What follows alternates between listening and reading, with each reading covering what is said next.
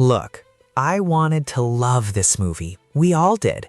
But let's be entirely real for a second. This isn't just a disappointment. It's a straight-up gut punch to every single DC fan out there. Imagine waiting years, praying James Gunn would finally save this universe, only to get slapped in the face with a $200 million dumpster fire. This isn't the fierce, inspiring Supergirl we deserved. It's a directionless, hollow mess that treats the audience like we've never seen a good film before. Seriously, it feels like the new DCU just built its own coffin, and this movie, it's the final nail. Let's talk about how everything went so incredibly wrong. This movie is exactly what we feared it would be. In fact, even worse. There is absolutely nothing new here. The action scenes are completely lifeless and tedious, making you feel like you've already seen them in the last 50 Hollywood movies.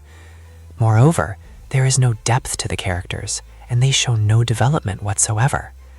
On top of that, it features the same old, cliché, safe yet edgy type of humor that has now become James Gunn's signature style, which feels completely outdated today. The cinematography is so dark and ugly that nothing on screen looks appealing. As for the story, it begins with a flashback, where, upon the destruction of Krypton, Kara's father separates Argo City. However, kryptonite radiation spreads there.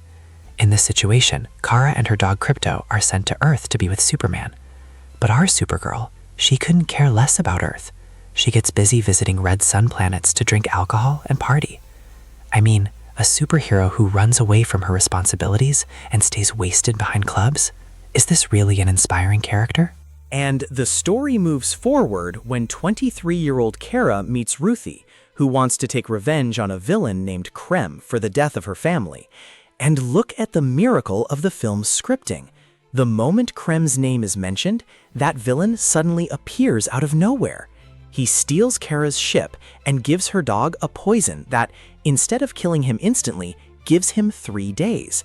This serves as just the perfect excuse for our heroine to start her journey.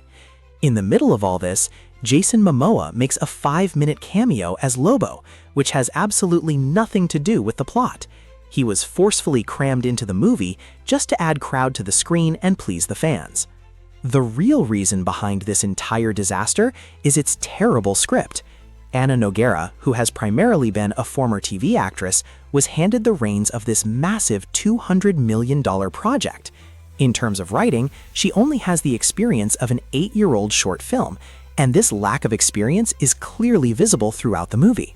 The film has neither logical twists and turns, nor do the characters face any real challenge.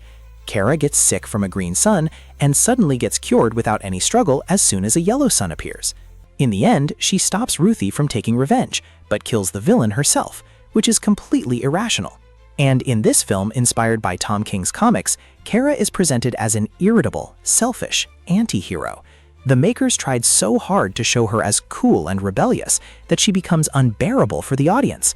Showing a 23-year-old girl like a tired, world-weary 50-year-old person feels absolutely absurd.